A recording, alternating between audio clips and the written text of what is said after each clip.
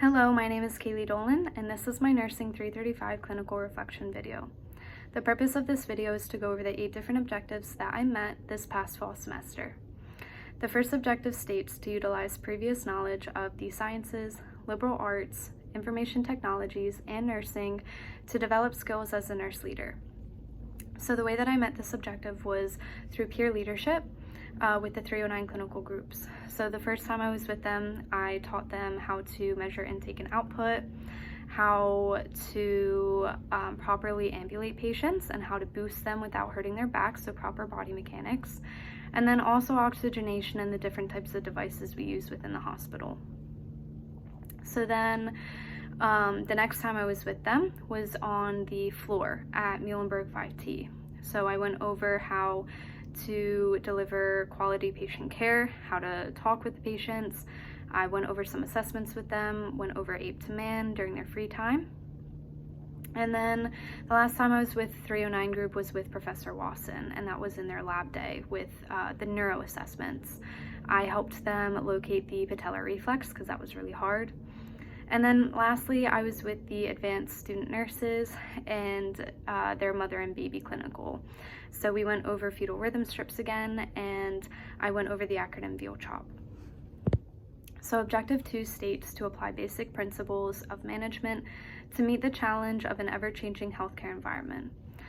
So this objective was met with my advanced practice nurse.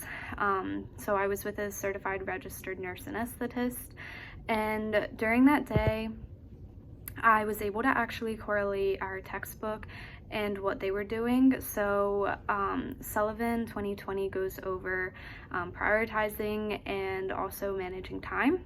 And I found that with certified registered nurse anesthetists, that is like the key thing that they have to do all the time, prioritizing patients and then managing their time. So while the CRNA was in the surgery, he had to coordinate with the surgeon when he was close to finishing so that the CRNA could then start to taper the patient off of the ventilator, get them to kind of breathe naturally again. And he also stopped giving any more general anesthetics to wake the patient up. So that was important. Objective 3 states to demonstrate leadership skills through effective use of communication by representing self, the college, and nursing in a professional manner. So the way that I met this objective was through the use of emails. So the first couple of emails I sent were to the faculty of Cedar Crest. So I emailed Professor Krizel, I emailed Professor Abril, and Professor Wasson about a week before I went to the clinical day, and I basically introduced myself. I said, my name is Kaylee Dolan. I'm a senior nursing student here at the college. This is part of my Leadership 335 experience, and I'm going to be helping you out for the day. I gave them the time that I was going to arrive and the time that I was ending. And then I also asked what to wear and also if I should prepare anything for the students. So that kind of helped with coordinating dates and times and where to meet. And then also another thing I did was I emailed the outside experiences, so Country Meadows, Cy Phoenix Correctional Institute, and also the Certified Registered Nurse Anesthetist. I emailed them thank yous because it was really important to do so, because we are affiliated with them and they're allowing us into their facilities and teaching us. So I just thought it was important to thank them for the information that they gave me on those days. And then another thing that I did was dress professionally to each experience. So whether it be my scrubs or a lab coat and a professional dress, it was how I represented the school. Objective 4 states to critically evaluate and disseminate current research related to the principles of leadership and the effects of on the healthcare system. So the 2 articles that I found, one was more on kind of ethics and our managing perspective, and then the other was more on research of management and leadership styles. So the first one was titled "Do Not Resuscitate Orders in the Perioperative Environment, a Multidisciplinary Quality Improvement Project," and this was by Bauman et al. 2017. So in this paper, they focused on automatic suspension of DNR codes. So this is something I didn't even know, but apparently back then, with patients, even if they did have a DNR code and asked for one, before a surgery, the hospital or the surgeons would automatically suspend it. And this goes against patient autonomy, which is basically the patient's right to their own health care and their own decisions that they make for themselves. So this heavily goes against it. And the paper kind of took it from a perspective of nurses. So the quality improvement project was the confidence that nurses felt going into a DNR discussion. So they found that nurses became more confident after some education, discussing this with patients before surgery. And then at the end, they found that the results of the study in this particular hospital, they actually stopped the suspension of the DNR orders before a surgery. So because the nurses felt more confident, they were having those types of discussions beforehand, and if the patient was still agreeable to a DNR order, they would allow that to happen. And so that's a huge win for patient autonomy. So the second study that I found was for research, and the title was "Predictors of Transformational Leadership of Nurse Managers." So this study was written by Echevarria and Kraus 2017.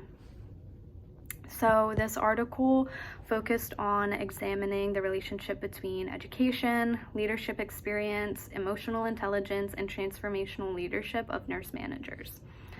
So they ended up finding that there was a significant relationship between the years of leadership experience and emotional intelligence, and also a significant relationship of years of being an RN and emotional intelligence. And then altogether, they found an overall relationship between just emotional intelligence and transformational leadership. So those were the two studies that I found. Objective 5 states that to function as a competent patient advocate, nurse advocate, and change agent. So the way that I demonstrated being a change agent was at Northeast Community Center in Bethlehem. This community isn't considered Section 8 housing, but it is kind of subsidized housing, and so they're not in the best of conditions. I kind of related my public health background to this kind of heavily. So this was a homework club, and before the homework club happened, we would give out snacks to the kids. So they would come in and we would have nutritional snacks for them, and I felt that I was a change agent because even if this might be their only meal, at least we're providing that for them and it's somewhat nutritional for them. And then also I was a change agent when I was helping them with their homework. So I would try to get their homework done with them before they left because I had no clue what their environment was at home. And if I could help them a tiny bit before they got back to that environment, it's one less thing that they would have to think about for the night. And then a patient advocate. So I was a patient advocate at Cy Phoenix Correctional Facility. There actually happened to be a stroke patient there. This was towards the end of the day, and he ended up coming in with his caregiver, and the caregiver stated that he just found the man lying on his left side and he wasn't moving, and they had no clue how long it had been, but now his left side doesn't move and it was very flaccid. So because of that, the nurse was automatically kind of directed to a possible stroke. So she did a focus assessment on him and I observed, and then I helped take vitals on him, and she did some of the other contributing factors to a stroke assessment, and then she called the doctor. I listened to that and the report, and then I also listened to her call the ambulance and the EMS. And so they came and I listened to them give report to each other. So I felt that I was a patient advocate because we were able to get him to the proper resources that he needed, because the hospital could do a lot more than the prison. Objective 6 states to formulate plans for continued personal leadership, growth, and development as an independent practitioner of nursing and contributing member of society. So the way that I met this objective was by going to the Dine and Discuss sessions. So we had 3 different nurses come in. We had a flight nurse, we had a burn nurse, and then an ICU neurotrauma nurse. So the one that stood out to me was Kim, the ICU trauma nurse. She's a graduate of Cedar Crest, and she said that she had no clue that she would be where she is at today. She didn't think that she was going to go get her MSN. She didn't think that she was going to continue her education, but through LVHN and through just being a nurse, she just kept continuing her education, and it kind of inspired some of us to keep going and kind of educated us on a lot of the different types of certifications that we can get after school, the different types of degrees that we can get after school, to just kind of further our knowledge in the nursing field. So it was really cool. And then I also went to a diabetes information session at LVHN, and then just kind of went over diabetes and how to assess diabetic patients, and also just community kind of prevention. Objective 7 states recognizing the role of the nurse in policy making related to healthcare services at local, state, national, and global levels. So for this objective, I met it by going to the Democratic Party leader Matthew Muncie's session, Representative Madden's session, and then Representative Kozarowski's session. So Matthew Muncie was very COVID-19 oriented, and he was all about kind of community prevention, like being proactive, so that he could go out into the community and help people before it got to the hospital level. And then Representative Madden was very much so about women's rights. So we kind of went into the different aspects of nursing and like maternity leave and stuff like that. Representative Kozarowski, she was a prior RN, well, she still is, but she went and decided to kind of take a leap of faith and go into politics. And so she kind of spoke a little bit about that and how health and politics kind of go hand in hand. And then finally, Objective 8.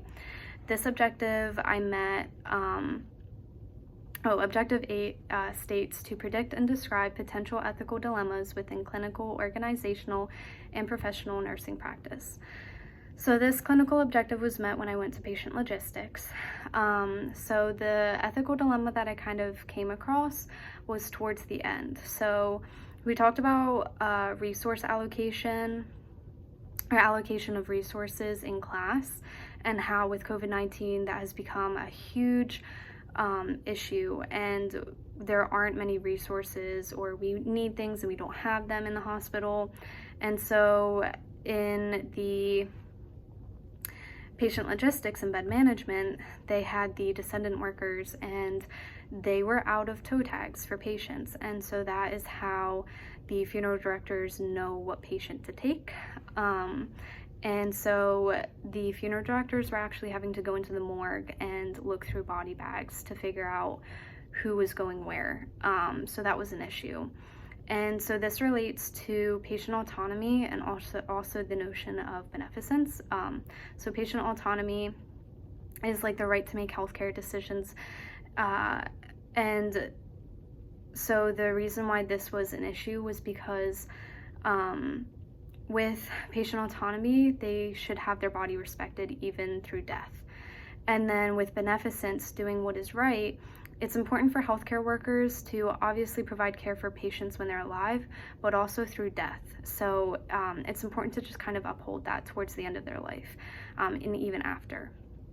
So those were how I met all of the 8 clinical objectives, and I want to thank you for your time and listening, and yeah, have a good night.